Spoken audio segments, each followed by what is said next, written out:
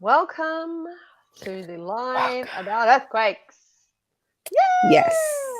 I just seemed appropriate. I say that now, but Yeah, if I was in an earthquake, I'm like, put us in another one, it'll be a different story. We can laugh definitely. now. That's the best part about future.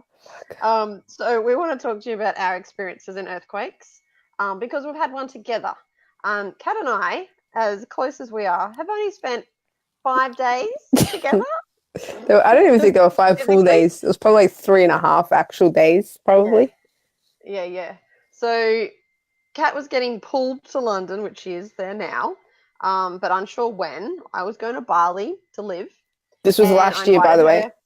This was We talked about this. I was leaving in. mm, Anyway, you were I there think we in started July. talking. So Yeah, we I think talked we about started talking about it in May. Yeah. yeah, because I was also going in May. Anyway, so Katarina came to Bali via her next stop, which she was still waiting to work out what that was going to be. And we thought we'd spend the month there and just hang out and also see what we could create, because we have been talking about how we can bring something to the world together for quite some time. And it's literally been based on our conversations, which here we are. We have manifestation of what we've been talking about. So uh, we spent 5 days together, hanging out, having a great time, having all these ideas, brainstorming the house down, coming up with this like mind blowing revolutionary services, and then had an earthquake. So it was the 5th of August, it was about 7 p.m. I'm in my room upstairs, Kat's in hers downstairs, and the place starts shaking. And there was a small earthquake that I felt 5 days prior, like literally the morning that Kat was arriving. And you don't even, like the small ones, your bed kind of shakes and you don't actually really know that anything's happening. And it wasn't until later that day that I read that that was an actual earthquake, because I wondered why my bed was shaking. But then this one was a little bit bigger. Over to Just a you. little bit. Just a little bit bigger.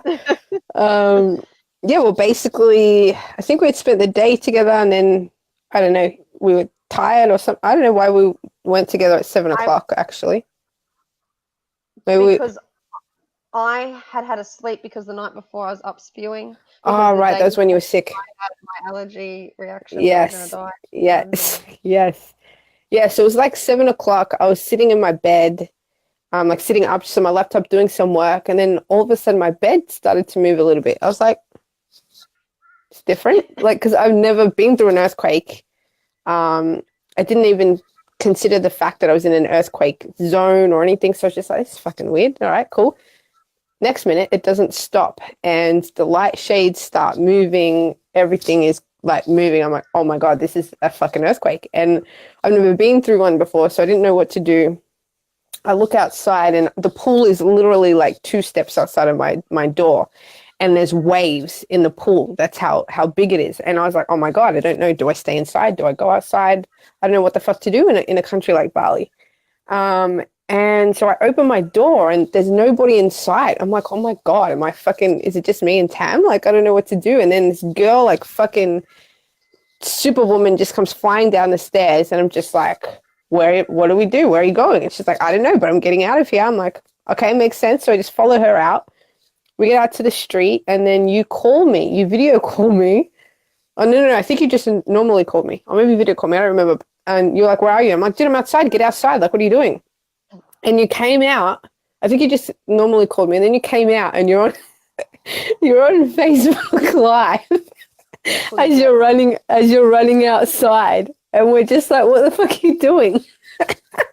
It's like a fucking massive earthquake, and the first thing you thought of was going on Facebook Live, which The world needs to know if I'm going to die, okay? Anyways, then that happened. We sort of went down to the main street because where our place was a bit off the main road, and everybody came out. You and Sarah, the girl that ran outside, actually Sarah was pretty alright. I think you were a little bit shaken up, and then we went down the street, got some food, tried to sort of talk through it, and then while we were sitting there, more aftershocks started happening. And then I said that we should go down to the beach and get grounded because I naively didn't think about tsunamis. That's what you do, Yeah. Yeah. And well, because in my head at the time, and I'm sure I said this to you, I was just like, there's no way we're at where we're at in our spiritual journey and about to fucking die. Like that just doesn't it just can't happen. It just doesn't make sense to me. Yeah. And I was correct because we're still fucking alive. Yeah. Well, we are.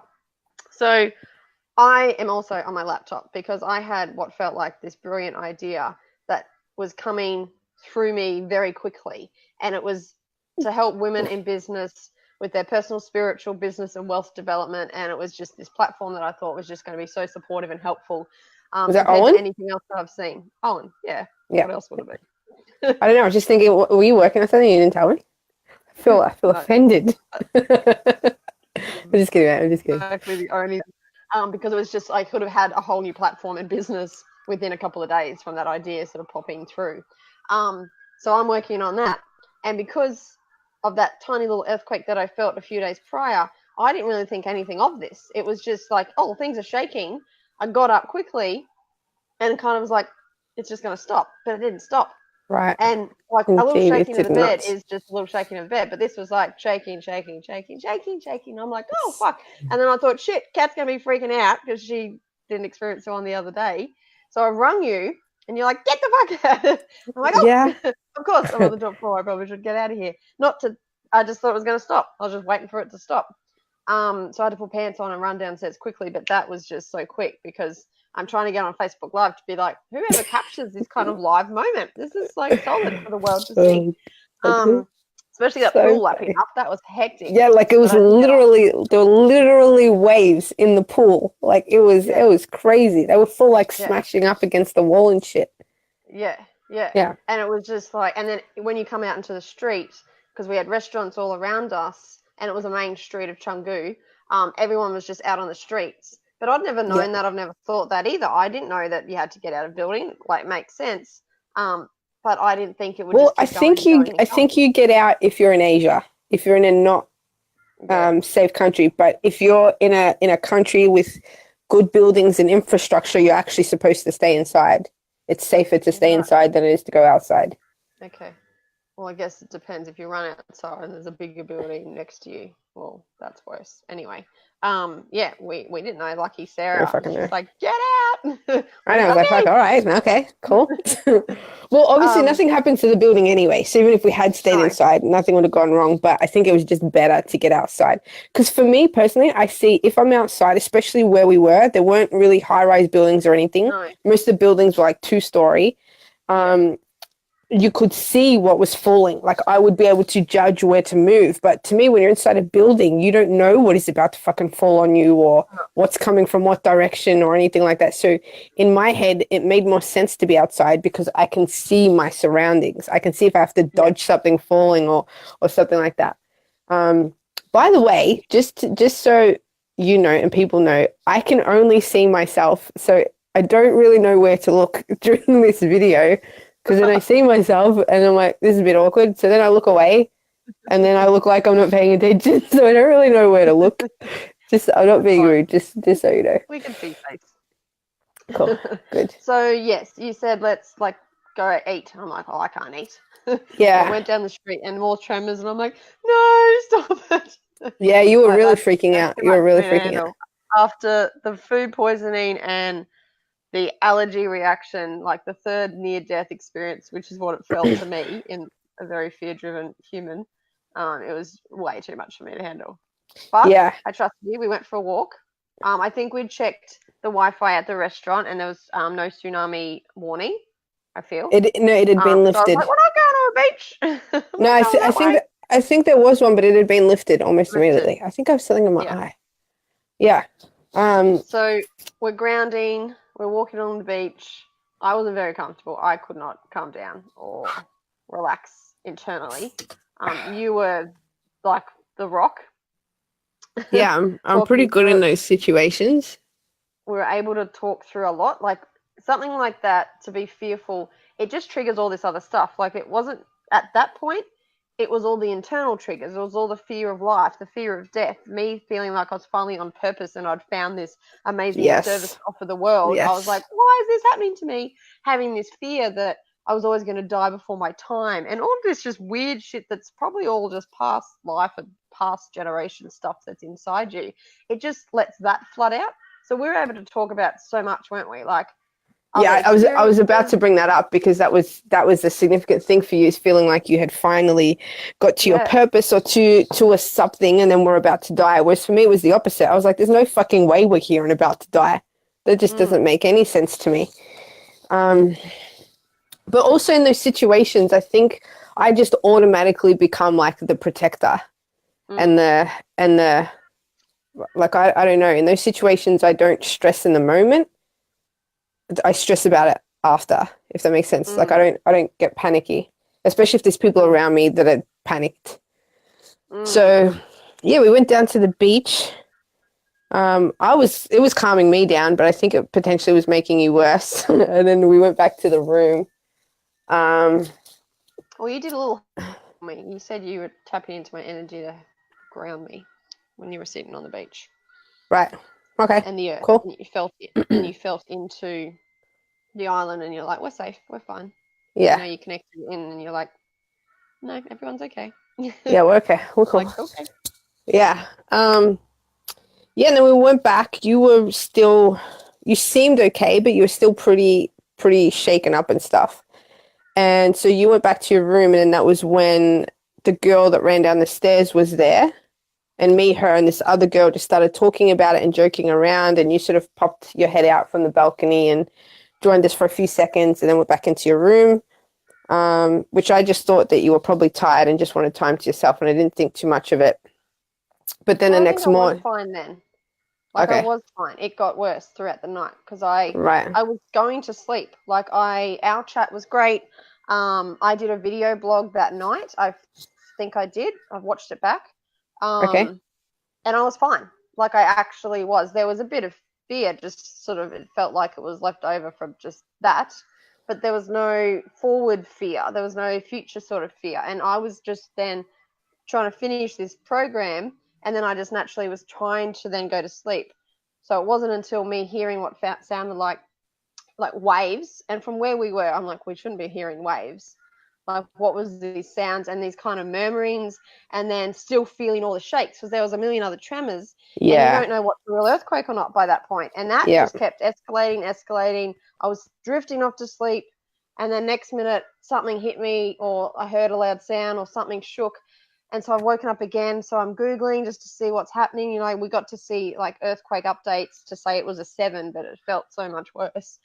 yeah, Um, so I was then on my phone, and then that I was then looking on the Facebook groups, and I'm seeing everyone else that I knew that was in Bali share their stories, and it felt good to be able to, you know, go, hey, how you going? Are you feeling all right? And everyone's like, you know, if anyone needs anything, come see me. I had a friend up the street. He's like, do you want me to come visit you? And I was like, yes, please. And then he ignored me. And then so there was it escalated throughout the night for me, basically.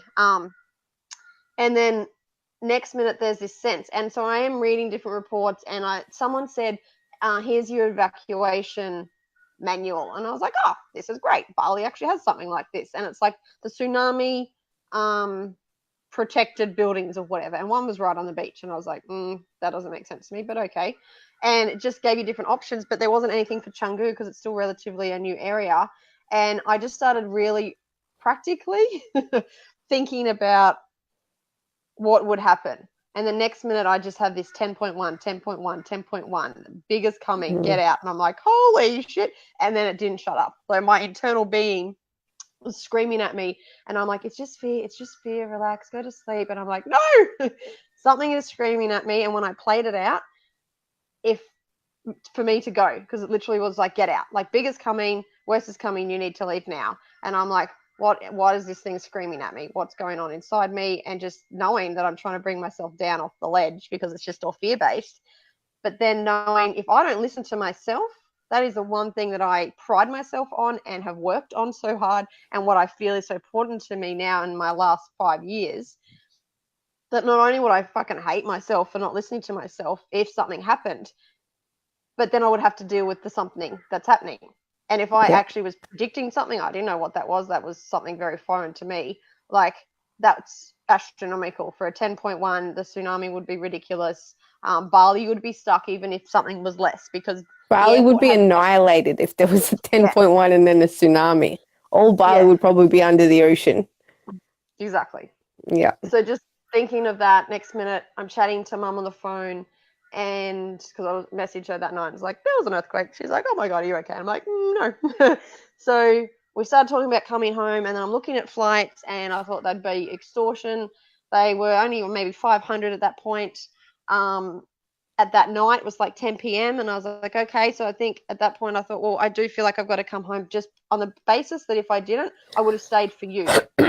I remember thinking that the only reason I was saying to myself, I can't go, is because you've come to visit me and we've got this month to hang out and it's been great and I don't want to leave.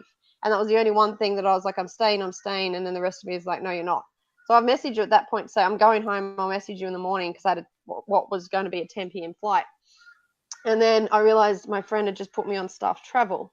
And I was like, oh, I'll just have a look. Probably not a great idea, because you're not guaranteed to leave. You got to actually have spare seats. Looked at that. It was only $100. And at that point I had no money. Like, I was paying day by day in Bali as well. And obviously I had to borrow money off Mum, but I thought 100 sounds a bit better than 500, and I knew I could pay her back that week. So I booked it, and it was for midday, and that made me feel better, because there was still something in me that said, you actually have to get out of Canggu, because Canggu the traffic is bullshit on a normal every day. You would literally just be stuck wherever you are. We were kind of close to the beach. You just wouldn't get out. Besides being in Bali, besides the infrastructure, besides the services that you don't have anyone speaking English, besides people just fleeing if they had to flee, besides the airport got damaged that night. So you wouldn't be able to get out. Like, you would be stuck, and then the resources just wouldn't be there. Anyway, so that's what my little brain was playing out.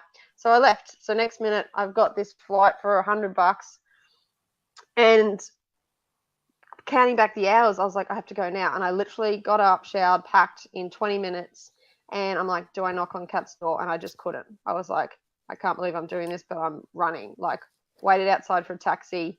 When I looked back, I was like, I just don't think I personally could have handled the emotions, because it would have opened up the can of worms that I was holding so tightly to, because inside me, I was a fucking mess. I had so much static energy inside me that I felt like I was going to physically break. Like, I'd stretched my neck a little bit, and it felt like my whole back was just about to cramp up.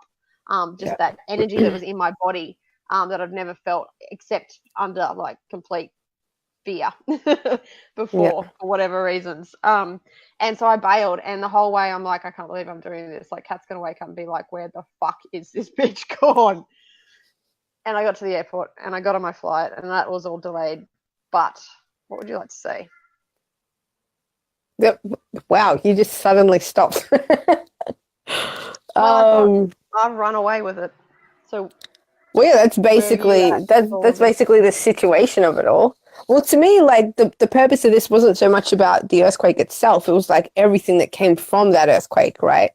True. So the most significant part about it was one that, like, on a personal level, for our friendship, it was actually like, and I've said this to you before, that I was disappointed that you didn't wake me up. To be fair, you did send me messages. You didn't just suddenly fucking leave. I woke up to messages from you. And I was a bit disappointed that you didn't wake me up. Not because I would have tried to convince you to stay necessarily, but just to be like, hey, this is what I'm doing kind of thing. But then I was just like, it's cool. I get what it's like to be in that kind of state of fear, and you just need to get out. There's no, you just need to go. So it was, the first thing for me was to see that kind of level of freedom I had been experiencing in a friendship, if that makes sense. To be like, no, it's cool. Like, I'm not offended that you left. I don't feel abandoned or anything like that. Like, I totally get that you just had to do you. So that was the first thing that was really cool for me. The next thing was that the girl that ran down the stairs, her name's Sarah, from you leaving, her and I ended up becoming travel buddies. And so what happened was, the day that you left, I went to a cafe, that was just literally at the end of our street. And I was in there doing some work, and she had walked in. I didn't see her. And on her way out, she saw me and stopped and was like, hey, you know, you're okay, blah, blah, blah. We started talking. I told her that you had left. And then she was like, oh, okay. And I think she was about to go shopping or something. And I didn't really feel like going shopping. I was like, oh, okay, cool. You enjoy your day, and maybe we'll catch up later or something. And then later that night, she came and knocked on my door and just asked if I wanted to hang out and go for dinner. I was like, yeah, fuck, why not? So we went to dinner, and then like literally just fucking clicked immediately. We had so much in common. It was all these crazy things. And then her and I feel, came together. Like we ended up traveling Asia for I think like 3 months together in LA, or maybe 4 months actually. Fuck. And I think the biggest reason her and I got brought together was to do a lot of healing and releasing. And for me in particular, and for her, to realize our energetic powers. Like I learned a lot from that trip in terms of how much energy I can harness, in what ways I can harness it, how intuitive I am, like all of these things. And throughout that process, Sarah and I realized how much energy that earthquake had stored in our body. And I remember Sarah met a lady that had said her version of it is that when an earthquake happens, that energy comes up through our feet, and the first chakra that gets affected by that is the base chakra. So all of the energy gets stored there, which has to do with our security, our basic fears, just our basic needs to be met, survival and all that. And so like I was anxious as fuck in Bali. There were so many aftershocks just from the first one. I think there were over 360 aftershocks just from the first one. And I ended up staying in Bali, I think for like 3.5 weeks. And there were more. There were like fucking, you know, there were so many. So to me, it was more about the biggest scheme of earthquakes, not just for the energy in my body and what that brought out, and the fears that are brought out for my safety and survival and all these things, but also like what actually is an earthquake? Obviously not just, I don't mean in terms of the tectonic plates. I mean as in the bigger scheme of things, of consciousness and evolution, you know, what's the purpose? And I remember we were talking about how, you know, this is the earth being in pain and suffering. And I remember when I was meditating once and connecting to the energy, I said to you, I think, or to Sarah, I was like, the earth isn't suffering at all. It's humans that are suffering. The earth is just doing what it does. Nature is just doing what it does. It's evolving and adapting. We are the ones that are suffering. And when you look at earthquakes, what they tend to do is to bring people together, to remind people of what's more important, to bring love and attention into a certain space, to show our humanity and compassion towards each other. You know, there's like this bigger energy to it. And I also learnt about how those sorts of energies are feminine energies as well. And when you look in the bigger scheme of things, now we're sort of going into a time of more feminine energy. So it's only natural then that the earth and physical matter, including earthquakes and all that kind of thing, the physical world, is going to have to match that energy by having a lot of physical energy come through in the shape of earthquakes, tornadoes, natural disasters, all of these things. So yeah, it's kind of a process that I've gone through since then, of not just looking at an earthquake in terms of my survival and everybody's survival, but then, like I said, the energy about it in terms of myself, in terms of people, in terms of the earthquakes themselves, what they actually mean, and not just, like I said, in terms of the physical planet. Yeah, so that's kind of, I guess, in some, my process since then is just working with all of that. Yeah, because we've then explored, because while you were still in Bali and feeling tremors, I'm back on the Gold Coast feeling tremors. And I'm like, why am I feeling tremors? And I still needed a reason of why I left like I did. Yeah, you struggled with that for a while, for a good few months, I think. Yeah, I did, because I was like, I felt bad leaving you. Like, that was the biggest thing. I also, at the time, was like, well, I've seen how independent you were over 5 days, which allowed me to be like, she's going to be fine. We did our own thing over those 5 days. You weren't like glued to me as in, fuck, I've never traveled before, I don't know what to do, which would have been worse. I don't know. That would have been so awkward. I was just like, she'll be fine. But I was still like, I owe her more. But at that point, I was like, I just physically couldn't, because it would drop me into I don't know, I just feel like all the emotions would have poured out. And for me, I was just like, get home. Like, you just have to get home. And then that's when you can like process this. And I did a vlog that next day that I struggled. Like, I watched that vlog back only recently, and I'm like, I felt like there was a 10.1, and I don't want to say these words out aloud because I don't want it to happen. Yeah. And I don't know, am I predicting something? Am I feeling something? Is it more of an energy? Like, what the fuck is this? What is this experience that now makes me feel deeply connected to the earth, but yet brought fear? So I was just like, this is a very new world, that it's not only just been my internal world that I've been all about for so long. This is now something physical has happened that's just changed a lot of different thoughts and feelings. And then being back on the Gold Coast, and I'm like, I feel tremors. Like, I literally am woken up at night, or I'm going to bed. And you were like, well, you do. And you're clearly in Bali still, so you would have more reason to. And I'm like, well, what am I feeling? Like, is this just a aftershock within your body because of all that energy that's in there? And over time, that was still happening for months.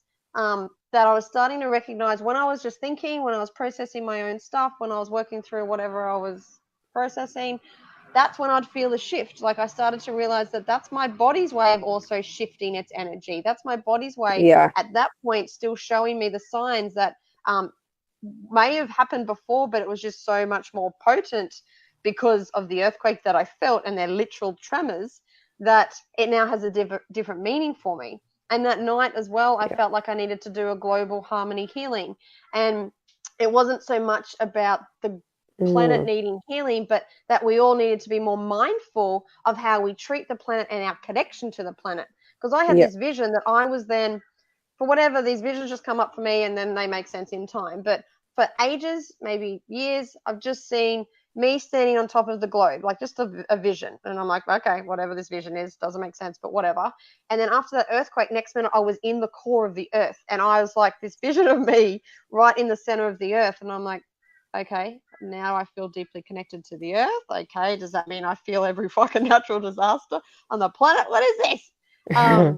And just had to like feel your way through it. It was a different experience for both of us. And the more we talked about it, the more we were given, I guess, our own meanings and our own senses. There's still so much that I feel like we have yet to experience, which is why we're doing this live, that it feels like it's just given us a very different scope, and it felt like it's just taken my energy and my connection to everything global. So I did this global 100%. harmony healing, and people are still telling me about it, that this really affected them. And all it was like, I even started crying as I was facilitating this healing. Every time I spoke about Bali, I'd hear another earthquake. I'd lose it. I just felt so connected to Bali. It was going to be my home. I was going to be there for months. I was only there 2 weeks. The next minute I'm home. All of that confused me. I'm like, I've obviously come home for a reason. There's more for that need for me to be that fearful, that it puts me into that reactive state that brings me home so quickly. There's got to be something at home that's there for me in the first place. And knowing that there'd be a purpose for you to stay as well, which clearly there was with Sarah. Definitely. And that just, kept expanding as well. But to feel those energetic shifts in your body. So why we're doing this now as well is because I am back on the Gold Coast, and I've felt a couple of tremors that I haven't felt in a while. I never felt anything on the Sunshine Coast. But I've felt little itty bitty tremors, and I'm on an earthquake app now because I just actually find it interesting. Like you said, I didn't know Bali actually had a million trillion earthquakes all the time. I didn't know they were where they were. I didn't know the whole globe got earthquakes as much as they do. We live in Australia. We don't cop a whole lot of stuff from natural disasters. So we're not used to it. We don't have the education, until you're in it, you don't really have that understanding. Yeah, other than cyclones, we don't really get anything. Yeah. No, that's it. And I've been through a cyclone, and it was far, far different than the earthquake. Still like proper fear, terror inside you. Yeah.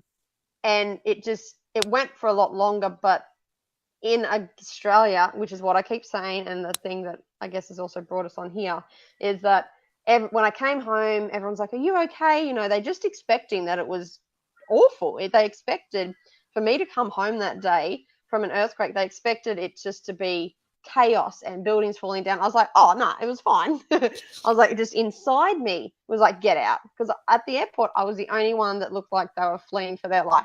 Everyone else Yeah, is but like, to be fair though, there was damage in other cities, in other areas, just not where we were. Like totally. nothing catastrophical, but it was still pretty significant. I think like 200 and something people died. No, it was like over 1,000. It was like Oh, 1,700. okay, sorry, whoops. And My yeah, bad. that Yeah, was the biggest one they had, and they've had heaps over the last couple of yeah, months, few months. Because it was all on Lombok, we were on Bali, so it was quite dramatic that we even felt that. So yeah, what the actual island yeah, felt that experienced it, yeah, that's devastation, and they keep copying it. yeah, They, yeah. For weeks, it was full on for a they long even had time. another big one only like a month or two ago, and that was a Really, tsunami. fucking A. So they've copped it. So yeah, so people expect that when I've come home that I was on Lombok, that everything you see on the news, I was there. I was like, oh nah, no, we weren't physically there.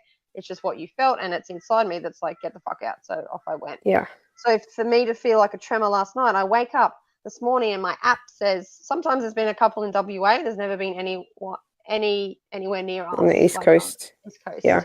There's heaps in New Zealand. I still didn't realize I've been in New Zealand a bit, and I never realized how much they get. Did any? Oh, yeah, they cop it. I think Christchurch. Yeah, I knew that much, but I didn't realize they all copped it constantly, all day, every day.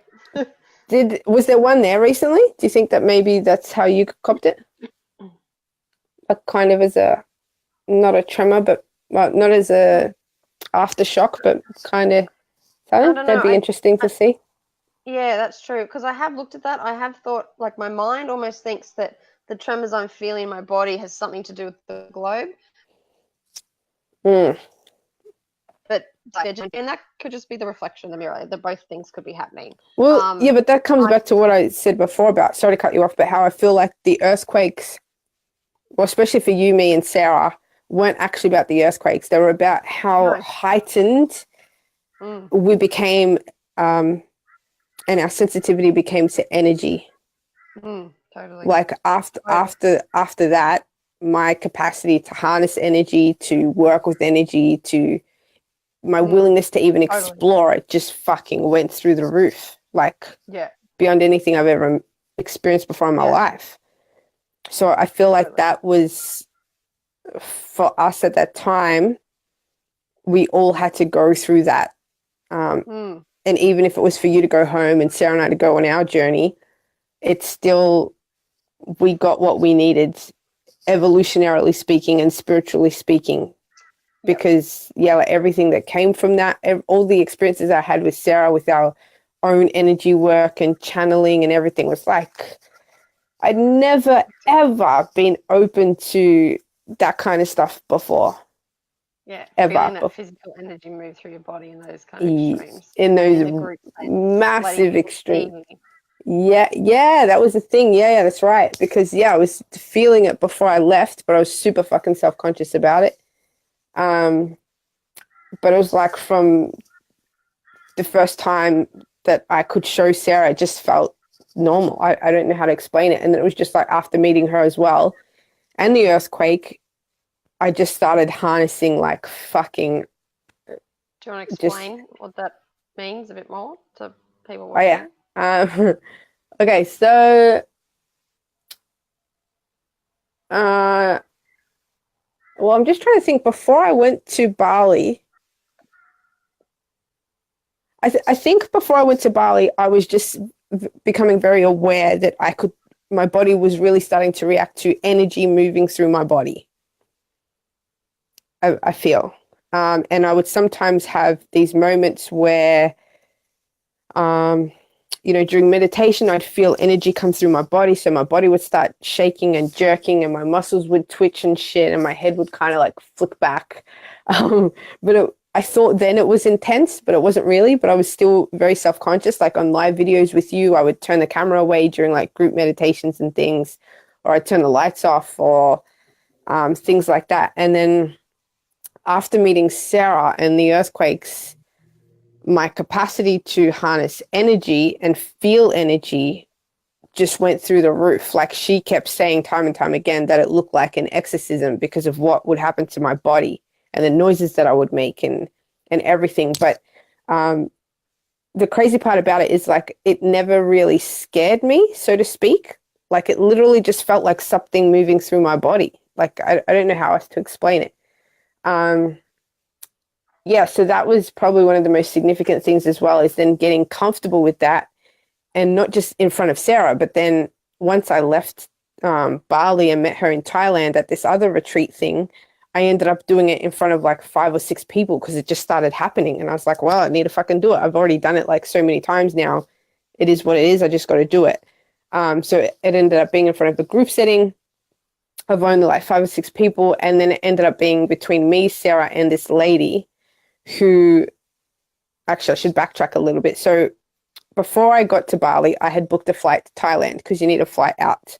Sarah hadn't booked anything out, but then when she knew that I was going to Thailand, she booked a flight to Thailand. So I was just going to meet her there.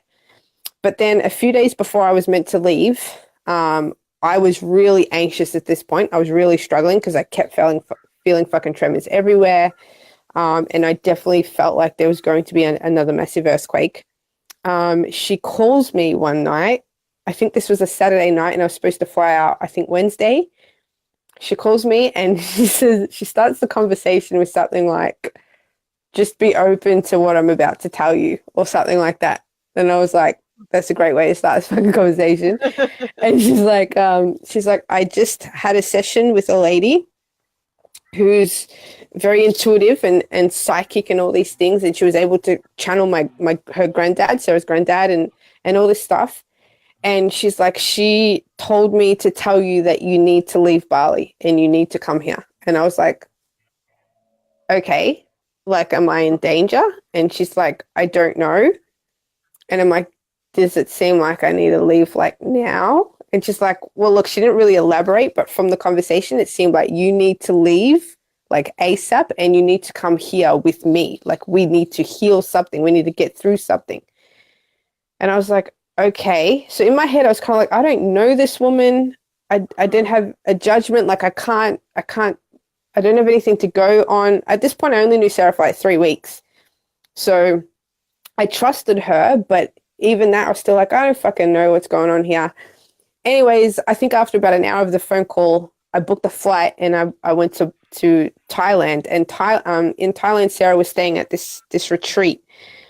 And she told them what was going on and that I was in an earthquake and all this. So they let me go there and stay there for free, which was amazing. So that woman is the woman who was in the room in the group setting who was doing Reiki on me. And as soon as she started doing Reiki on me, my body just went fucking mental, like full shaking and everything. And she kept saying to me, she's like, you're safe. You're safe. You're safe, because I look like I'm fucking, I don't know, the devil is coming through me. And in my head, I'm like, lady, I know I'm safe. You're freaking out. I think you need to know that you're safe.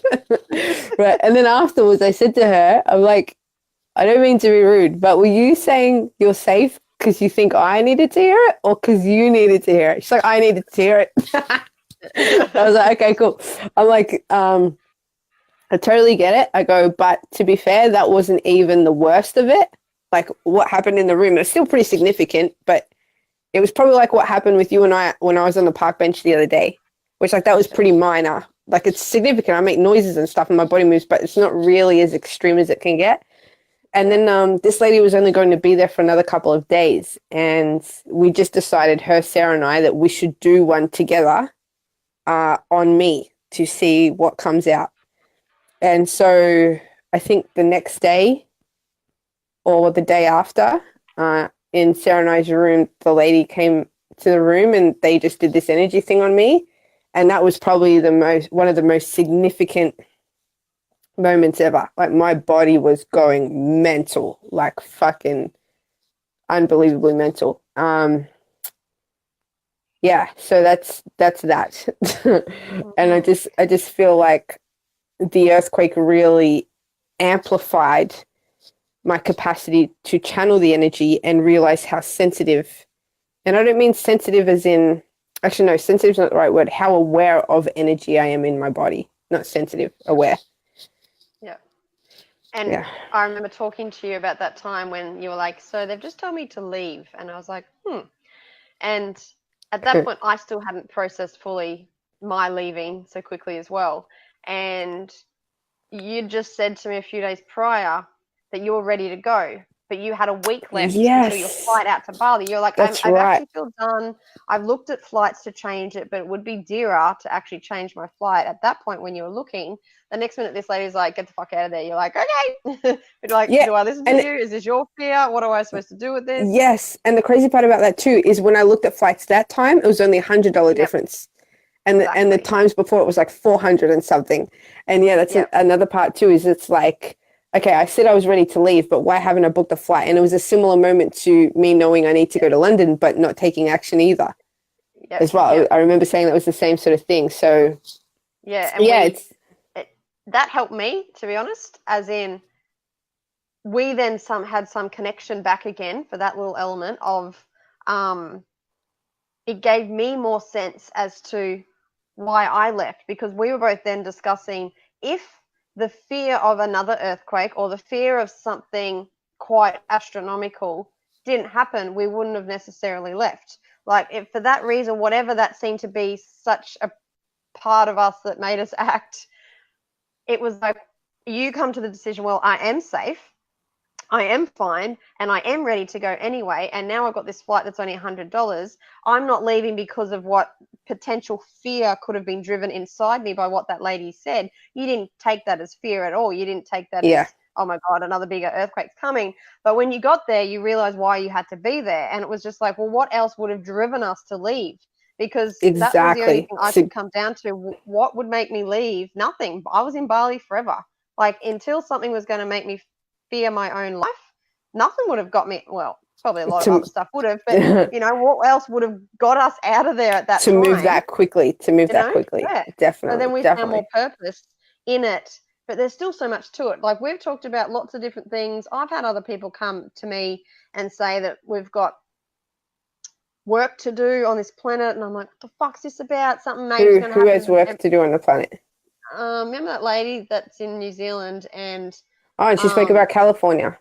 She spoke about California, and you were going there, and she's like, I've just got given this message, and it was supposed to be to someone, and like, this intuitive lady is like, you've got some work to do, you've got a message to tell this lady, you're the messenger, and she's got to do the work. I'm like, what the fuck? I've never heard of any of this stuff before. And then next minute, she's rattling off all these names, and Tammy came up, and she's like, yeah, you need to tell her about this. And I'm like, what the fuck? So I'm telling you, could be like, well, you're going to LA. What the fuck is this lady telling me that some major thing's going down, being wiped out is the word she used? And you're like, to be honest, I don't want to hear anymore. I can't handle. Yeah, I was like, I can't fucking handle that.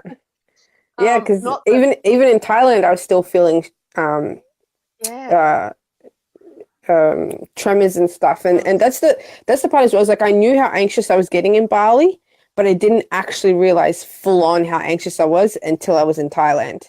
Like, I remember when I first got to Thailand and got to the resort or to the retreat, I was eating, Sarah was there, and then we went back to the room, and then we sat outside because I think it was a full moon that night. It was, because I flew. That was when I flew, and I got the window seat of the full moon. And we just went and sat outside, and I was like, dude, I need a fucking hug. And so she's like, come here, give me a hug. And she was sitting down, so I kind of sat on her and just gave her a hug. And then as soon as I sat on her, just all of this fucking energy just came through me, and I had to get up, and I was like, whoa. She's like, are you okay? I'm like, I need to move. There's too much energy in me right now. I physically need to move. I feel like my body is too weak to handle what's inside of me right now. So I went for a walk just to move and try to get the energy moving. And then I ended up going down the driveway. It was like this long driveway onto the road, basically. And then I just kind of fell on my knees and then just fucking like had one of my moments where all this fucking energy is coming out of me and I'm making all these noises. And then the next door neighbor saw me. I don't know if I told you this, and came out. And I was like, here I am, like fucking like fucking making all these crazy ass noises and shit. And he's like, are you okay? And I'm like, I'm okay. And in my head, I was like, Jesus Christ, if I was this guy, I'd be freaking the fuck out. And he went and got water, bless his cotton socks. And he's like, I've got some water for you. And in my head, I'm like, I don't need fucking water, but that's cool, thank you. And he left me because I was like, I'm okay, I promise. And I'm like, okay, just channel this and just stay calm for a minute so he can leave and then you can let it out. but I noticed he was lovingly observing from a distance. And then came back again. He's like, "Are you sure you're okay?" And I'm like, "I'm all right." Like, how do I explain that to somebody? How There's do nothing I you? can Like, I've say, never really. seen anything like it. If I saw someone in the street, I'd be like, fuck, like anyone would. And you haven't Really, even like, seen what happens. no, I and I I haven't. to be honest, I can't, like, I'm pretty excited for you to see. Like, I'm scared. Like, I'm not scared. I'm nervous, but I'm excited for you to see because Yeah, I've got my yeah, images in my head. you got Nervous sound. you got a glimpse of it, of hearing it when I was on the park Yeah. bench. But even that was very minor. Yeah. But that hasn't happened in quite a while, to be fair. I don't know if that's because I haven't tried it. I haven't tried to, but I also think it's because my body has adapted and my body can handle much more amounts of energy now, so it doesn't have Mm, the intensity makes that it did. totally makes sense. Yeah, but to So, be fair, I haven't tried to channel it. To be honest, since getting to no, London, I don't think. do you feel the need to try? Like, what's the trying would be about anyway? No, like as in, well, I say trying, but like usually I feel something. It's like, okay, I need to do this, but it hasn't really been that since being here. I haven't really had that feeling. But I think that's because the energy for London for me is just completely different in general. Like why I'm Yeah. here and all that kind of stuff. So I feel like it's not necessarily about that too much in that kind of way. Yeah. Yeah. I'm going to quickly skip and tell, hopefully, short story that I didn't think I'd probably ever go back to Bali. Clearly, at that point, I was like, well, why would I? And I still felt like, because nothing bigger had come, and I was still had that awareness that I'm not necessarily predicting a 10.1 earthquake that's going to like wipe out Bali. I didn't feel like that was going to be a real life situation, but there's an energy to what you're feeling and seeing, and I feel like that's what Yeah. I'm starting to read into. And usually I can make sense of a lot of things these days, but that was still such a grand global kind of effect that I was like, well, this is a lot for me to try and understand what the meaning was behind me personally as well. What do I do with this? What do I do with this new connection, feeling these tremors? What am I supposed to know about this? Why would it be happening if there wasn't something I needed to kind of work out or explore? And I'm calm, I'm safe, I'm on the Gold Coast for 3 months, and then I decided to go back to Bali. Didn't think anything of it. I had wondered if there'd be an earthquake when I go back.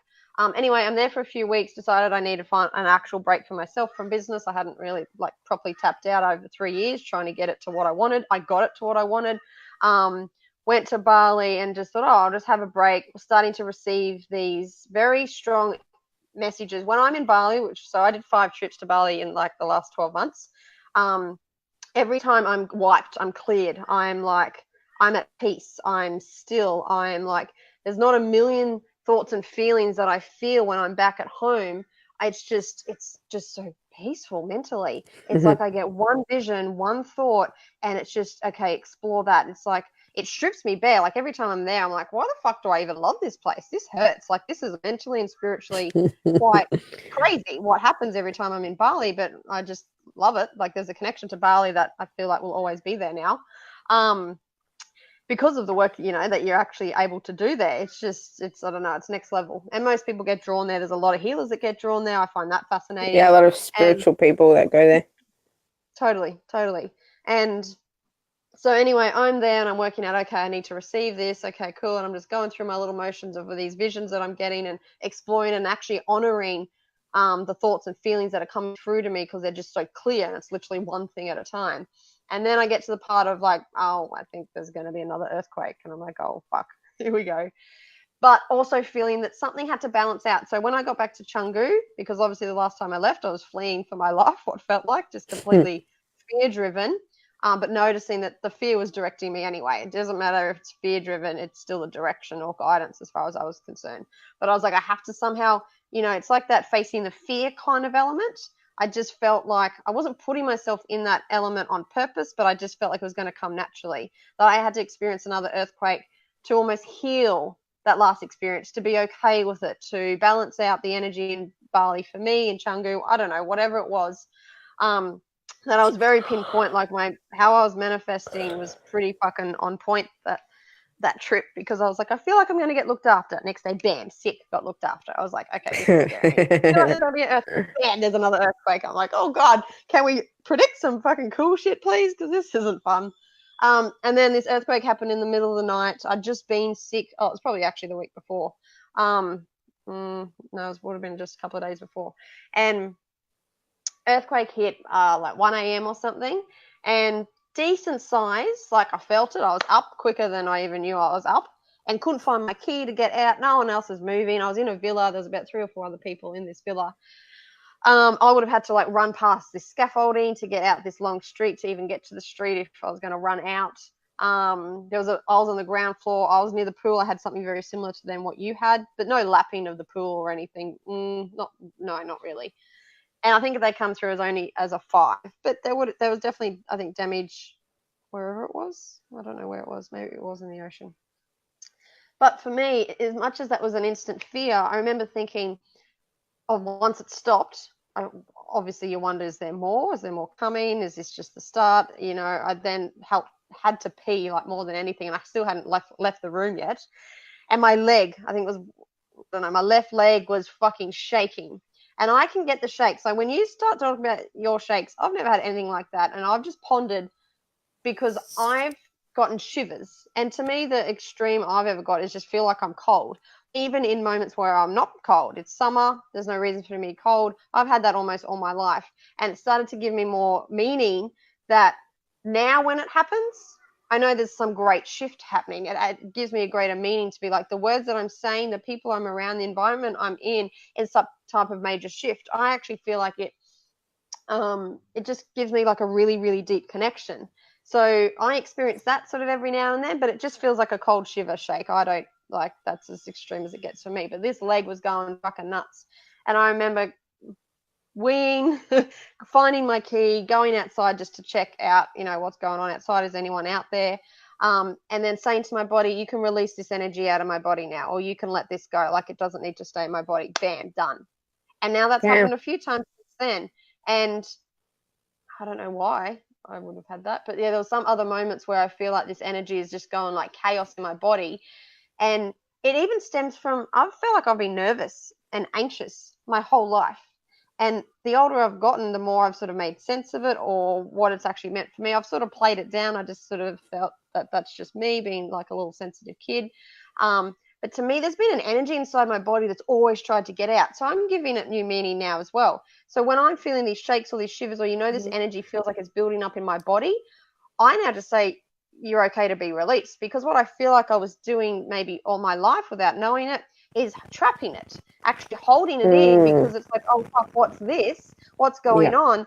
Fear's been sent into it. You tend to attach yourself. You tend to hold on to something. You tend to, I know it kind of sparks that fight or flight mechanism that I feel like is just actually stuck on for lots and lots of people, that we naturally just hold on. It's just, that's like our fear survival mode, to be like, oh God, what's happening?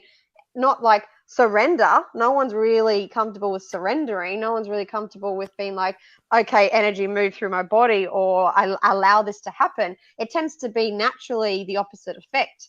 So I find that kind of interesting, especially in the sense of what you've described, what you experience, what we talk about earthquakes, what we talk about energy, this feminine rising, that when we started talking about how earthquakes and natural disasters and Mother Earth, you know, there's such a feminine energy about it, that it's just activating and waking us all up to something very like global. I now look at the world very differently since that earthquake. I feel connected 100%. to the globe, to the whole fucking globe. Whereas to me, all I ever cared about was people. My thing is always people. But now it's like my vision has just expanded fully to be like, I now have a sense and an energetic connection to everything that's on this planet.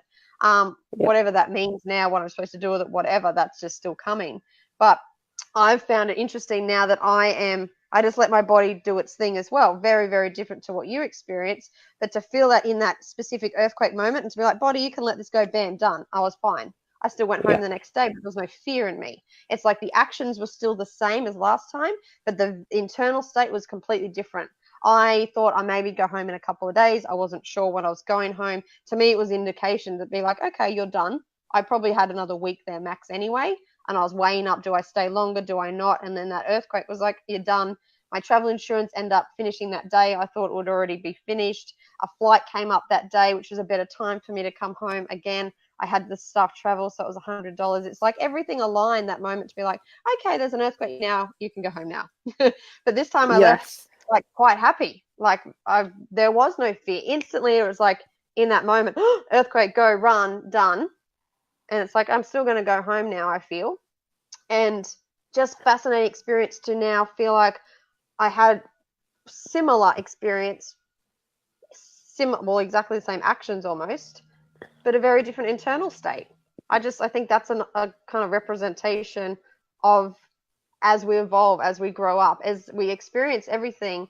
It can look the same on the outside. More of us probably Yeah. to have more compassion for other people, to actually have more open conversations with people, because on the outside, it may look like they're doing exactly the same thing or they're reacting the same way, but no one knows what's going on inside people. I feel like for me personally, that's me to open up my view of other people, to not be so judgy or assuming that exactly what they're doing is exactly the same as what they did last time, and not that that matters anyway, but to talk to people, to ask what's going on, because anyone's internal state of being is very different to whatever you can see them in their actions. Definitely. So even for me, that has helped me, I don't know, just in life, be a better person, whatever.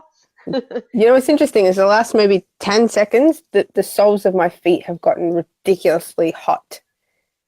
Okay. Yeah, it's weird. Yeah, but that's say about that. yeah, well, that's like what I mean is like I feel like whether it's natural disasters, like no matter what it is, for people who are conscious, which everybody's obviously fucking conscious, but like there's conscious and then there's conscious. Whatever we go through, natural disaster experiences, relationships, whatever, they're just to take us to this higher place, which I kind of feel that no matter what situation we're in, we're not really in danger. Like I don't feel like I'm going to die from a natural disaster. Yeah. I just don't feel that. This doesn't mean that if a natural disaster is coming, I'm just going to fucking stand there and be like, oh, I'm protected. You know, like I'm still going to do what feels right in the moment.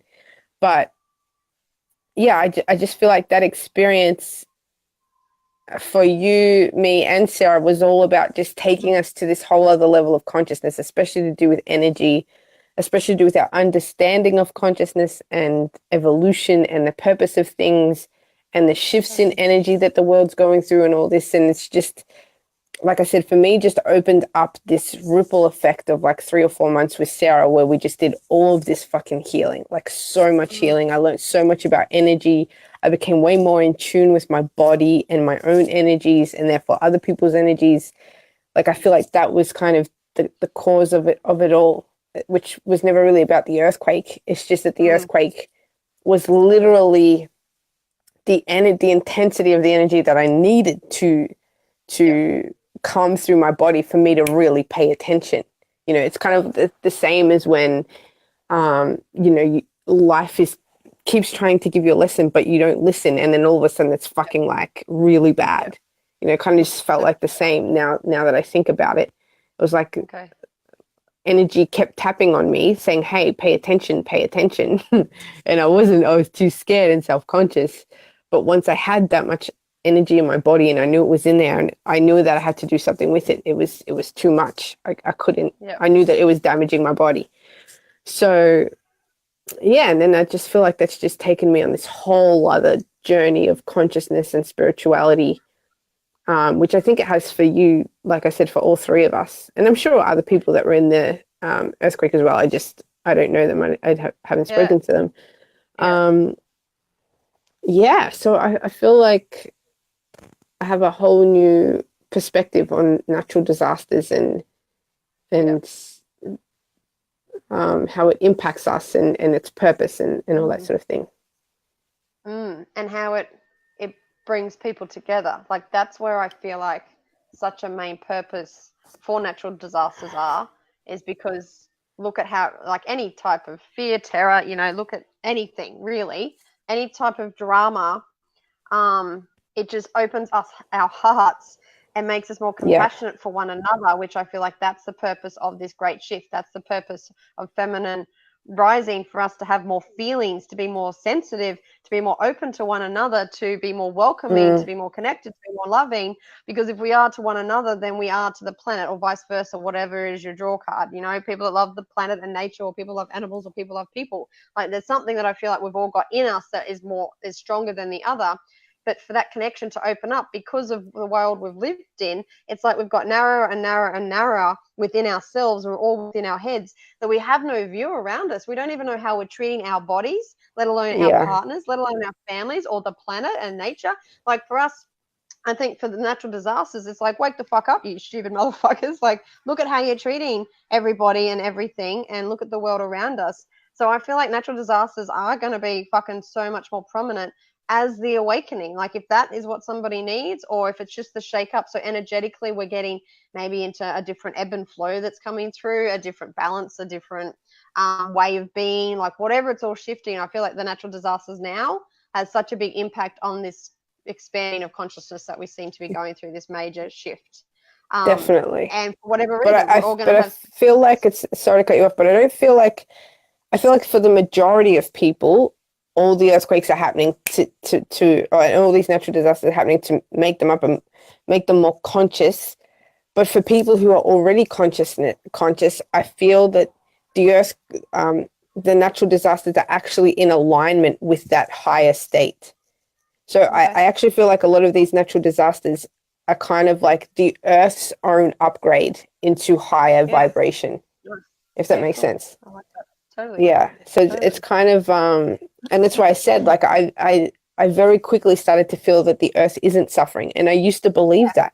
I used to believe that, the Earth is suffering and we do need to give it love. And then I was like, after you left and I did that, the healing on the beach with Sarah, because after the earthquakes, we were like, oh my God, Mother Earth needs healing. She's suffering, blah, blah. So I was like, let's go to the beach and fucking do a healing. And when I did that, the strongest message that I got was that she doesn't need fucking healing. Mother Earth is doing phenomenal. She's doing what she knows how to do, and that's fucking thrive and adapt. Humans are the ones who are suffering. And then I was like, she's not in trouble. She's not in trouble at all. She's gonna live with or without us. We're the ones that need to upgrade. Upgrade our consciousness and level up. Because she's going to do that with or without us. It's whether we make the decision to go with it or not. Totally. Because isn't that like an ultimate surrender? Like, you have experienced that ultimate surrender, I feel like, in your body, when you just allow your body to do its thing. That's fucking like next level. How many people experience something like that? I guess people could experience that maybe in different ways, maybe more, I don't know. I won't go there because I haven't experienced it. But to then think of a global, like the earthquake, it's shaking. The earth beneath your feet is shaking. What can you do? You can't stop it. You can just stand still and the earth stops. Like, you have no control. I feel like that is such a big element in us humans that are so fucking controlling, that we need to learn to surrender. And it will come with what feels like a hard lesson for so many that just won't let go, that just won't surrender, to be like, well, that was an earthquake. Okay, I go with it. I run, I don't, I cry, I'm scared, I'm not. Dance, I jump around. Yeah, I can take this whatever way I like. For a global element of a natural disaster for you to experience, and even if it's just of loved ones, whatever is enough for you to be like, oh, okay, this is something I need to be aware of this, or to feel it, like actually feel that earth beneath you. It is. I feel like that's the global ultimate surrender. Be like, Mother Earth's going to do whatever the fuck she wants. Like, live your life, do what you've got to do. You don't have control over natural disasters sort of coming at any moment. And I think that's good for us humans to be aware of. Yeah, but at the same time, I also feel like natural disasters are just the same mechanism as with all of life.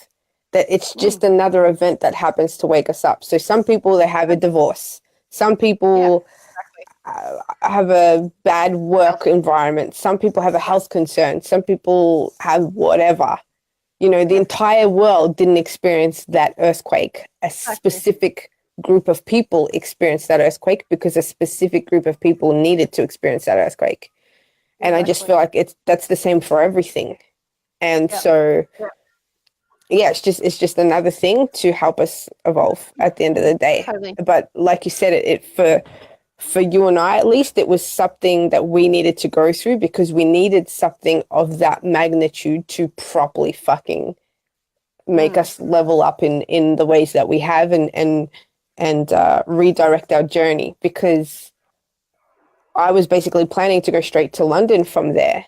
But now that I'm here and I've gone through what I've gone through in the last 6 weeks, I know exactly why I had a major fucking redirection for a few months and a lot of things happened. Because if all of that hadn't happened and I was going through this right now, I'd probably be in such a bad fucking space. Like I honestly don't know what I'd be doing. Yeah. So exactly. Just yeah, preparing you. You had that draw. It's like that pull that we all have. Whether it's just a little thought every day or it's that, oh my God, I feel I need to be in London. I'm going to London. All these things that just was such a major draw for you. But yeah, to take you on this journey. But you also surrendered to that journey. You could have just been literally controlling and be like, no, I've got a feeling to go to London. I'm going to London and book a flight to London. But yeah, no, you are like, I'm feeling into it. Yep, okay, I feel like, all right, I will come to see New Bali. That feels good. Oh, now I've yeah, got to book a flight. Okay, I'll book it to Thailand. Oh, Sarah's there or she's yeah, going to be there. Let's go here. We're going there. Oh, no, I'll go yeah, see Sarah in LA first. Who knows yeah. when I'm going to get to London? What's all this about? You just let yourself flow with your energy and With your it. body. It's amazing. Yeah, Like yeah, we can all get these feelings and these pulls because we all do. And to me, it's preparing us for whatever reason. And if your carrot dangler or the thing that's pulling you, it's obviously, it's got to be something that is a desire for you for whatever reason. Otherwise, you just ignore it. So it has to be definitely. either lots of money for some people or a partner for some people or the travel or the desire for whatever. London, for it had all these other elements for you that was pulling you there. And like you said, just that whole then journey to even arrive there was all just preparing you, and still you're there to be like, what else am I doing here? Like, why did I get all these pulls here? It's Yes. still part of that whole process of journey, which is, this is us ever living, kind of like that. This is It's- how we choose to live, by following yeah. this energy, this pull, these desires, our intuition. It's a very Yeah, different way which to live. yeah, I was about to say that. I'm like, most people will not get that, but I'm sure the women in this group will. Um, Totally. yeah, because it's funny because uh, even Sarah actually, as spiritually inclined and open as she is, even she found it difficult at times to Mm, understand the degree at which I'm living my life that way. yeah. Um, and so I've just gotten to a point where I don't really explain that to a lot of people, not because I'm avoiding it, or I'm embarrassed of it or anything like that. Just people don't get it. And No. I don't want to waste my energy every time, saying it. So my version now is like, oh, I just had a feeling I should be here and that's why I'm here. And then people are like, really? And I'm like, yeah. And then like I kind of just leave it at that. Mm. And That they're like, people can wow, okay, expand cool. on.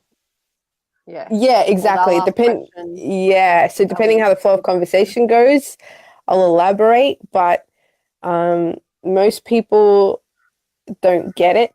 mm, no. I know and what you and mean. especially given the financial situation that I've been in recently, and I'm still not looking for a job. Mm, People don't get mm, that because to no. me, it's not about the finding of the job. It's about Mm, I'm going through right now what my highest self needs to put mm, me through to connect more to my highest self. And to me, that's my number one priority.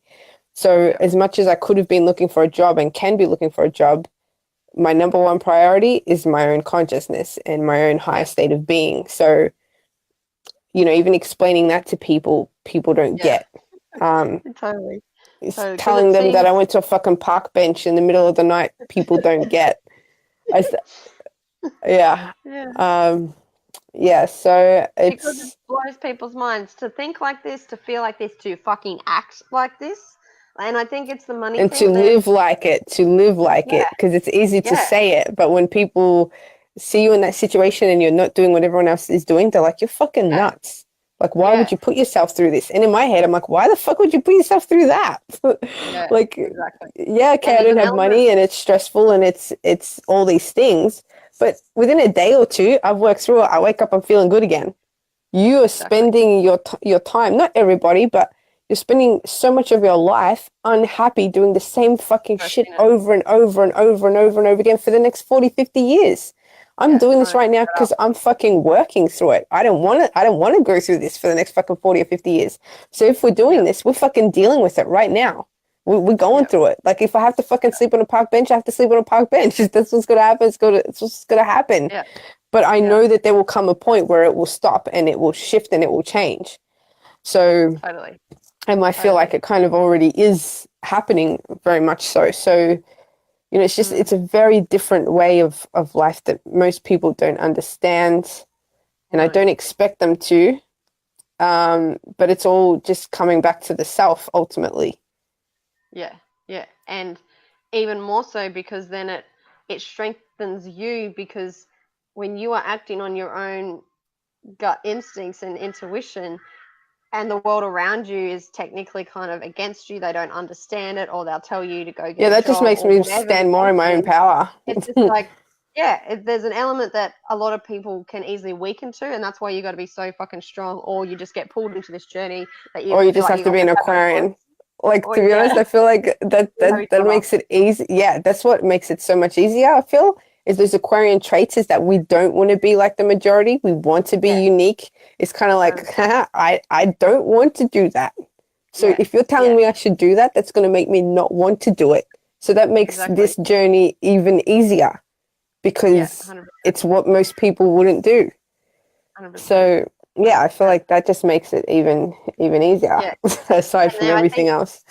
Yeah, I agree. And I think the element of, we've even talked about this, and I really realized it last night. So the manager here was messaging me about going to dinner, and I was like, well, I will when I have money, because he's taken me out to dinner a couple of times since I was here last time, and I was like, I just feel like I'd rather take you to dinner because I've been talking about it and I just haven't done it yet. Anyway, he's like, don't worry about this week, I'll pay. And I was like, no, thanks anyway. I don't feel comfortable with that. And then last night, I think he'd had a few drinks. He's like, can you explain to me why you don't feel comfortable? So I explained. He's like, right, don't worry, I'll never ask you again. I was like, I wasn't even like, there's no attitude about that. I'm not sure why you took offense to that. That's obviously your stuff. And then the few little digs I could say by his response, and I can totally see where other people would come from. I can see where my dad's mentality comes from when I don't want to accept his money. Because so many times I've turned him down. I'm like, I'll work it out. And I always did. Sometimes I'm like, okay, thank you.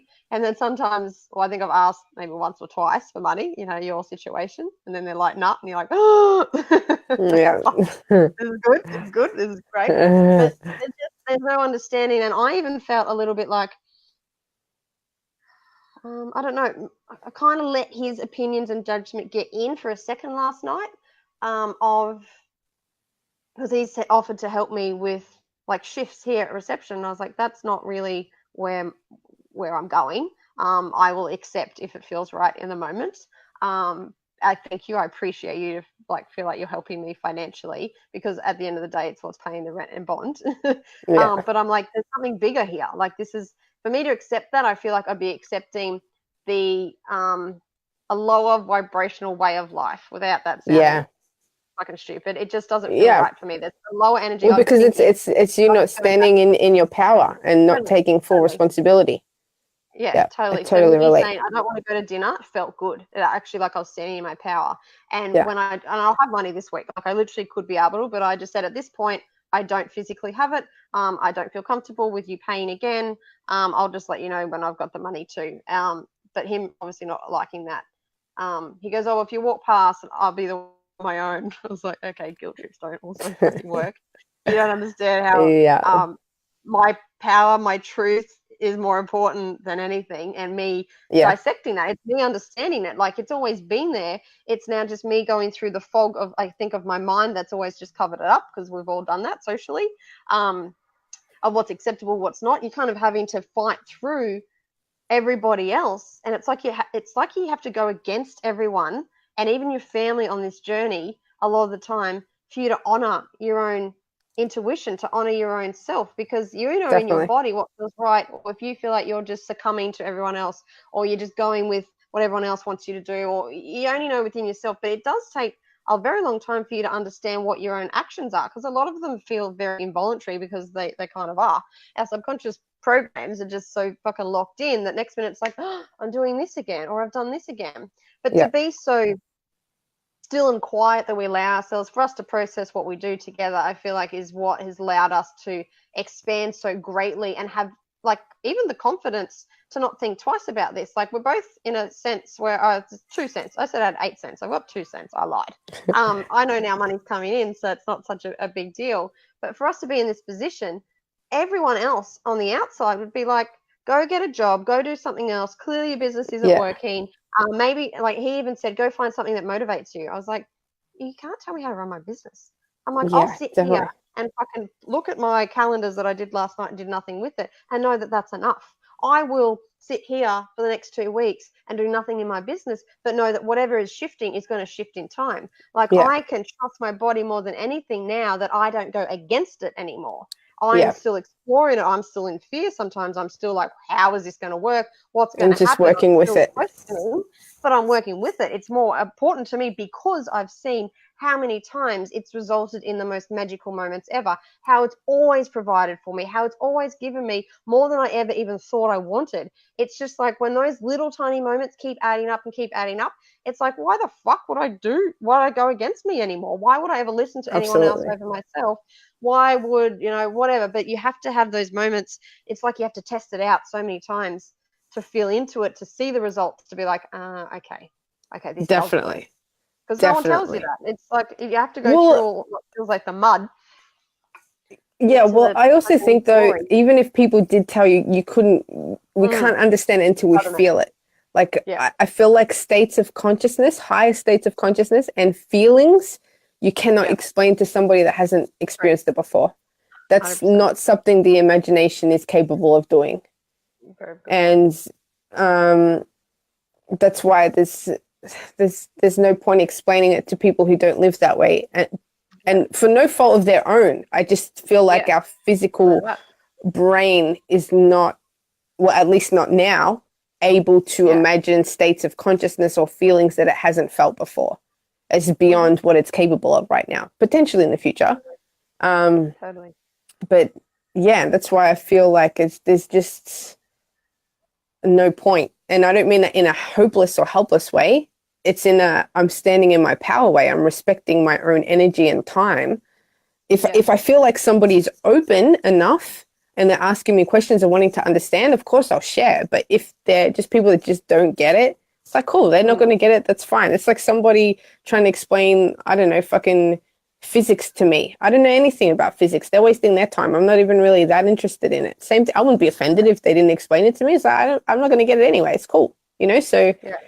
And don't you think the difference is because you're talking about yourself, you're talking about your thoughts and feelings. So it's actually personal. So I have found, I feel like I'm always defending myself. I feel like I'm being judged if people are asking questions, because most of the time you can fucking sense a tone, because they just literally don't understand it. And I get defensive. I find I still do. I get into a sense of having to explain myself. Whereas talking about physics, I wouldn't take it personally because it's got nothing necessarily to do with me. It would just be me explaining it. If the person didn't get it, I don't fucking care. But when I'm trying to explain my own thoughts and feelings, when I'm still trying to understand them, I think it's natural that we get almost into it feels like because you technically are explaining yourself. And that's when I feel like it can get quite messy and you get defensive, and then you judge yourself or you doubt yourself. Good point. Because when people don't get it, you're like, well, why don't you get it? And also, I don't get it. So I don't know how to explain it to you when I don't get it. Like, I can't tell you how my money is going to shift within this month. Something major is going to fucking happen. But I can't explain the thoughts and feelings that I'm having because that makes no fucking sense to anybody else. So I'll just live it and I'll let you know what it was all about at the end, kind of thing. So even that part of the journey, I feel like, can get people really stuck because everyone has a family. Everyone has people in their lives. You and me spend a lot of time on our own, but most people don't. And you're constantly up against other people that just naturally don't understand, and that's their own barriers. But how many people actually take the time to be curious and understand one another and ask questions and find out more about them that don't actually have their own attachment or take it personally? Like, imagine if we could all just be curious and just be like, oh, how say, honey? Oh, okay, that's interesting. No, that's fine. That has nothing to do with me. It affects you. If you're in a Definitely. relationship or a partnership, it fucking affects you. So it's hard for Well, so many also, people. I think that's where you and I have helped each other Totally. to realize that there is a difference, that there's times in which people ask questions because they genuinely give a shit and they're genuinely trying to understand and be compassionate or whatever. And then there's people who are asking questions to make you undermine yourself, or if that makes sense. And I feel like that's something that you and I have really helped each other with, because we both ask questions out of inquiry and curiosity and wonder, or like I feel like the questions we ask are always with the best intention, but I think that's also because we're so in alignment, in the sense our priorities are the same, which is conscious exploration and spirituality. So it's kind of like I trust your questions completely, and you are fucking banging with spot on with your intuition and stuff. So I'm like, if you ask me a question, I know there's a reason. And and it's even beyond that. It's not even about I know that there's a reason. There's just so much trust there. Even if I don't know the reason, it doesn't matter. Like I know, it's kind of like you're just a messenger, and you're asking me what I need in the moment. End of story. So and it's developed, because this is a good key point to refer to soul chats, because at times in soul chats it felt like a debate, and I've had chats with you that felt like I was like defending myself, but I knew I wasn't. That was my energy, and I never really because I knew how curious you were, and I knew, being another Aquarian, I just understood you more than I feel like I'd understand anyone else that had such a strong opinions. And I would say that to you. I'm like, anyone else that would say this to me, I would cower. I would feel like I was wrong. I would take their truth to be my own. I'm like, you're coming across quite strongly with your opinions. But I was impressed with myself that I'm like, well, I don't need to take that on as your opinions. I'm explaining back to you because I know just how curious you are. And it's just the delivery in which you come. We got to understand each other so strongly. And we're also know-it-alls. We're so like that Aquarian-like that we're both kind of having a which is why I asked so many questions. Yeah, that we're just so interested, but we also have our own way. Seekers. Yeah. And I'd be fascinated if we watch back soul chats, because it would look like we're debating. We're debating our own thoughts and feelings, whereas it's not up for debate. Like your opinions, you can't actually debate what I'm thinking and feeling. I remember coming to a point thinking, this is interesting. Like I'm defensive, but I'm not. Like it was such a great experience to come across your questions and the way you'd put it through, because you'd always be like, yeah, but don't you think this? I'm like, but I've just shared my thoughts and feelings. There's no but. Like, just accept it. And ask me questions. But the way it was coming through, it was so good to even say that to you and be like, well, in the past, I would not have handled that. I love your curiosity. I know where you're coming from. And the fact that we've been able to just allow ourselves be each other, we've expanded that. We've grown on that. We have so much trust within each other that we know it's coming from such a good place because we're fascinated by each other. That's where it started. We were just fascinated by each other, by your experiences. Sorry, go. That's it. Well, I was just going to say, but it's also in combination that we know we're both continuing to grow. Totally. And I think that's the part where it provides that safe, patient space, because if, for example, I say something that's really stupid, or you say something that's really stupid, I can only say it from my perspective, and this doesn't happen, but just say, for example, you said something that offended me or I thought was stupid, which hasn't happened. But if that were to happen, I'd still be like, you're on your journey. Like I wouldn't hold that against you or anything. Kind of like in the way, and this comes back to the earthquake actually, is when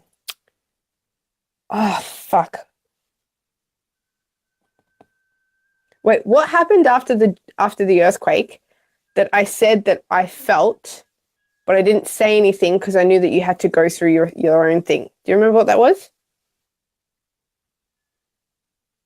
Well, just by me leaving, you were saying that, well, you felt disappointed, but you didn't, like, you knew I was on my own journey of whatever, that exploration, because we kind of didn't talk that much that week. Yeah, but you were feeling a something. Fuck. I don't know. I felt bad about leaving you. Yeah, but I think maybe it was to do with the fact that we hadn't spoken for a little while, and I just knew that you needed to go through your stuff or something. I can't remember, but there was a time when I energetically felt that something was going on with you, and I didn't bring it up because I knew that you were just processing it. But then you ended up bringing it up anyway. Is that what it was? Yeah. Well, I think it was just that pure fact that I was struggling so much with why did I leave? Why did I leave you specifically? What was that earthquake all about? You started hanging out with Sarah like straight away after I left. I was at home just sort of processing it. So for that week, we probably hardly talked. And then we started to open up because I think we started talking about feeling tremors. And I'm like, well, you're probably feeling the real ones. I'm like, well, what am I experiencing? So there was a bit of a, not disconnect as such, but it was just like we just had to process our own stuff individually for us to come back, because I knew you'd be okay, and I knew you'd be a bit like, oh, why has she left? And I felt you also had to process that. But whatever I had said, I don't know what those words were, but you were like, yeah, I was just like leaving you be because I knew you just like processing. I just felt so bad, and I don't know if I said that straight away to you. It might have only come out after we started talking after a week or whatever. Maybe it was that you felt. I still feel like it was something else, but I'm not sure. But anyway, the point to that was like, I feel like we just have that respect for each other, is that we just know that even if something goes down that doesn't make sense or something, it's just like we just hold space for that person when they're ready. And that's it. There's no attachment there, which I think is the real beauty in it, because when there's no attachment, you just allow that person to grow and expand the way they need to, not what you want, not in the way you want them to.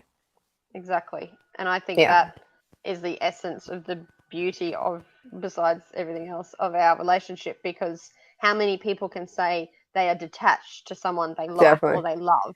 Definitely. In any way, which sounds, most people won't even get that either. No, because detached people automatically think, and I said this to a group of friends a couple of weeks ago, and they looked at me as in like, why would you want that? And I'm like, no. It's fucking amazing. Attachment is freedom. Connection. Detachment is not attachment. So when you're attached to something, you're emotionally attached. Whereas detachment, they feel like it's an emotionally aloof, where it's like, I don't give a fuck. Like that's not attachment. It's not like that at all. In this day and age, detachment is you allow people to be them. You allow yourself to be you. It's just like, I have no attachment by what anyone else does or says or thinks or feels.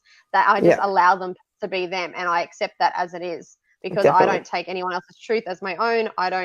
Your actions don't affect me. That kind of detachment, that's a level that I feel like is a fucking cool level to be at.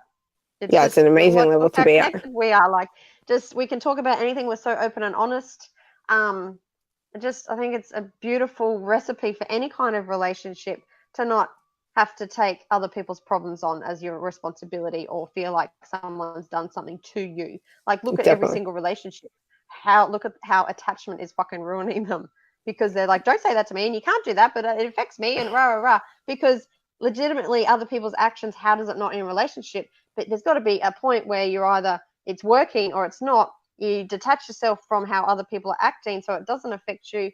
There's a lot of, I guess, energy or internalization about it to get to a point first to work out, well, this partner's just not right for me, or we can gain a deeper connection. I feel like that's such a big journey that a lot of people are going to be going through themselves as well. Definitely. But to be fair, obviously relationships are very different dynamic than just a friendship. 100%. So I can understand that it's different, but I feel like that's kind of one of the missing factors, is that there's so much attachment, and with that attachment comes projection comes expectation. But also even like when we feel we know our partner, we're actually putting boundaries on them, because when we feel we know them, if they act differently to that, then our expectation has not been met. So it's kind of like even knowing that you're never going to fully know your partner, because you don't want to, because they're ever changing and evolving into something that you've never seen before. And they haven't either. Like, isn't the relationship journey about learning about each other individually and then together as a partnership? You're constantly both evolving. You constantly aren't necessarily going to evolve in the same way that both parties, that what they want and need.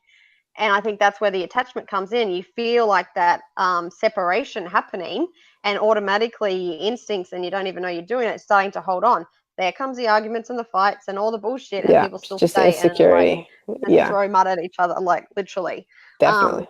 But to be able to explore that person, like imagine there doesn't have to be arguments as far as I'm concerned. When people say it's a part of life, I'm like, I don't see No, that. If arguments are you're asking definitely not. people questions, what's there to argue about? You're only arguing your own opinion, and somebody else's actions shouldn't really, I don't know, Well, cause any I great. think that's well, it's not even about that. I think it's even when it comes to arguments, like when I was in a relationship with my ex, little one of the first boundaries that I set was that we never call each other names, no matter what emotion we're going through, no matter what situation, even if it's a fucking joke, that's a no-no. I don't want that to be a uh, um, something that we playfully allow, because then where's the boundary, if that makes sense? Yeah. And the other thing was that we do not argue. We can be emotional and express that emotion, but you're not yelling at me and I'm not yelling at you, and we never did. No matter how bad it got, we never had an argument. So I also feel it's about setting that boundary and intention from the beginning. It doesn't mean that shit isn't going to come up, but it's that when it does come up, we're not yelling about it. We're not going to be disrespectful to each other and call each other names or anything. We can express what we're feeling. You know, we can swear out loud, but I'm not going to swear at you. You know what I mean? So yeah, I feel it's a dynamic, but that's where, like, I know that I can swear sometimes, but I'm actually not really that much of a swearer, especially at people or about people. I swear more in storytelling kind of way, if that makes sense. So yeah, whereas a lot of people just fucking swear all the time, just like that. You know, but they're swearing at exactly, and that they're swearing at people, or they're calling their names, or you know, and that's where it's like, I'm like, that is never fucking okay. That's not allowed here. That's never happening. Yeah, and I think one time she jokingly said it, or I jokingly said it, and that was the only time. And then we were like whoever said it straight away, we were like, oh, and we're like, oh my God, I'm so sorry. And it's like, it's cool, because it was the only time that it had happened. But other than that, and that was very early on, other than that, never happened. So I feel like arguing is actually, it's a choice. Same. It's not where that argument's coming from is because you've got an expectation that the other person has to act or be a certain way. Well, I don't think that. Hold on. I think there's a difference there, right? Because the argument itself is to me. Okay, so to me, an argument is when you're not healthily expressing those insecurities and those emotions. So I'm not saying that they don't come up. I'm just saying you have a choice to how to express them and explore them with your partner. And whereas the way you're describing it, you're kind of making it sound like you believe it should never happen at all. And I don't think it's that. What are you arguing about? I think you can express yourself. It's two very different things. Okay, then I think we're saying the same thing, just differently, because I agree. Yeah. So, yeah, I agree. Yeah, I don't believe there's anything to argue over, because if I was arguing at someone, it means I'm not happy with what they've just said or done, which means I've given them expectations that they can't say or do those kind of things because I've taken it personally. That's me processing that for myself. Whereas if stuff's going to come up, I'm going to be like, well, I felt uncomfortable with this. I feel this. It's not going to be directed at you that needs an argument. Yeah, right. I feel like You're just I'm expressing myself. I'm not suppressing myself. No fucking way. I'm just saying, well, I feel like this, and I'm just processing this. And even then, I know you did that, and with the greatest intentions, like this is how I talk to my father. Like, I know that you don't mean, but this is what's come up for me, and this is probably what comes up for mum. There's no need for argument. It's a conversation. It's a discussion. Yeah, and you're still expressing exactly how you feel. You can be emotional. You can cry. You can get, well, I personally don't feel like anger comes out of me around other people. I don't feel like that's not something that is in there that needs to. I don't know, whatever. But the emotion, whatever comes with it, that's coming from you. I don't feel an argument to me is when you then decide to direct it at that other person. So Definitely. express yourself. Yeah, I would never tell anyone to fucking suppress themselves. Definitely. And if you're slinging it at someone, well, then you've created an argument because you've believed that person should be acting in a certain way. Whereas Definitely. I feel if you're just curious about another person, I'm curious about myself. I will always be curious about how I think and feel and act as I evolve in this world. That is now, I'm tapped into that. It's great. Definitely. I've always really loved it. This is just a whole new world now. So naturally, I feel like that's how I'm going to be about my partner. And ideally, that's how they're going to be about me. So on our own and then together, I'm just would be fascinated to be like, oh, you think like that? Why do you think like that? Like, tell me your Same. story. Tell me what your mum said to you to make you fucking scared of that. Or I think we can look at it from a whole different perspective rather than taking responsibility for their actions or feeling like it affects us or taking it personally. That creates the arguments in the first place. It can just be exploring with curiosity in a relationship and just being like, well, there's parts of them that they don't know about. It'll come out in different ways. You know, Definitely. I don't see arguments as necessary. Yeah, I totally get it now. Yeah, we're saying the same thing, just different way. Yeah, usual story. Yeah, exactly. Should we wrap this up? Yeah, fuck. Yeah, I just realized we've been on this for a little while. I think almost 2 hours. Oh, okay. Sweet. I think. I don't know. That's what we do. It's how we roll. Yeah, I think this was good. I'm getting sleepy. I'm sorry. It's like 1:45 here, I think. Oh, whoa. Okay. So anything we want to recap? I still feel like there's a lot to come in terms Earthquakes. of earthquakes, as in it has more of a meaning. I'm not done. I haven't put it to bed. I don't have closure. There's still something quite wide open for me that I feel like it's still triggered something. It's activated something. It's going to take on more meaning, and whether it's physical, natural disasters, earthquakes, whether I'm in them or not, or the energetic meaning or both. I feel like there's still so much more shifting to occur. Oh my God. What have you got? You know what I just thought of? I can't see your face. You moved your camera. I can only see your nose. I didn't move my camera. What? Can you see me now? Okay. Yeah. I can only see my nose. How weird. Oh, that's weird. I don't know what part of me you can see then. Can you see me now? All of it. Yep. This goes hand in hand with dark consciousness and being comfortable in the chaos. Totally. Yeah, 100%. Lorna Johnson, for those. We'll make lots of references to her. So we definitely will, because yeah, totally. Yeah, she talks a lot about dark consciousness, and a lot of stuff is extremely new to me. A lot of it Tam just thinks is irrelevant. Like, you can make it so much simpler. So we also feel like whenever we learn stuff, we don't just automatically take it to be true. Like, we explore ourselves and see how we feel with it and that sort of thing. So we'll no doubt be mentioning her a lot, because at the moment I'm fully connecting to a lot of stuff she's talking about. And that's why I had this little... on fire. Oh, she's fucking on fire. Since starting watching her, maybe 6 months ago, I think, maybe more. It's just like I've seen where she's expanded to, as in, she does all these Facebook Lives, and she's just sharing her downloads in terms of the stories that comes up for her and how it comes through to share what we're shifting into. So when we watch it, we can see, we get our own meanings. And you feel the words. I feel like that's what the downloads are supposed to be about. Why we call them intuitive downloads is because she's not telling us a story that this is how it is. She's channeling it. This is her interpretation for you to feel the vibration of those words hitting you, for you to have those thoughts and memories. Like, she started talking about dates, and those dates for us were like fucking hell. Fucking spot on. Yeah, that's when I had my major breakdown and everything started changing for me. 2012 and May last year. Yeah. So there's stuff that she'll wake up in you.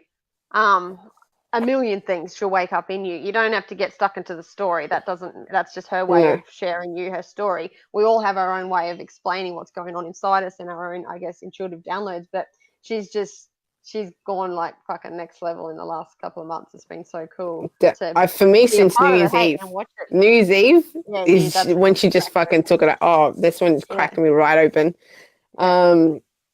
but yeah, like going back to the earthquake thing, that to me, saying that, because as you were saying that, I was like, how do I feel about the earthquake thing? I'm like, yeah, I still feel like there is probably a part. So what's missing? And then it just instantly came to me. As soon as I asked what's missing, it was that's the chaos. It's to get comfortable and to learn how to work with that.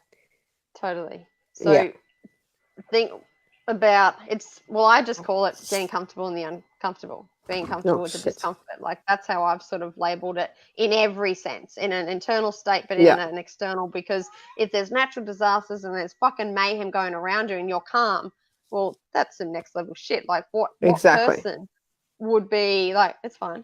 Like this is just but that's the point. Is that it's never about the external. An earthquake is just one of the most obvious ones, but it's always about getting calm with the internal chaos. But of course, something like an earthquake is going to bring that out for a lot of people. Yeah. So totally, yeah.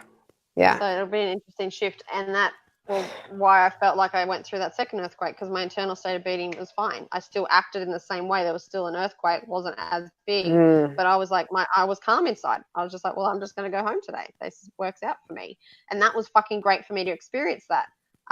So there's little examples, I guess, like that for me that I still feel like on a global sense, there's more for the globe. As one, like as all the people are going to be affected. I've said that to you. There's something that I feel like that's going to affect the world, whether it happens in America because America is so connected to every other country, or I still felt like Bali had some draw.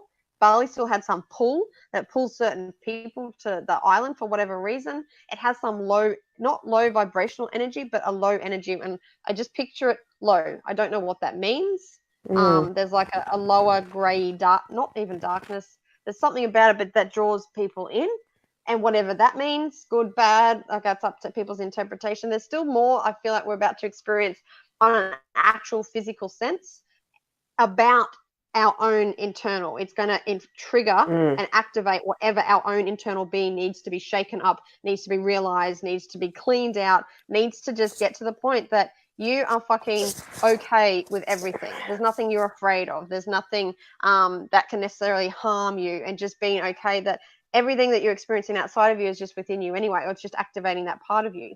Definitely.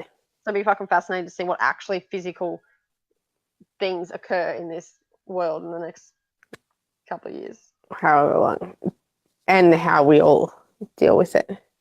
Yeah.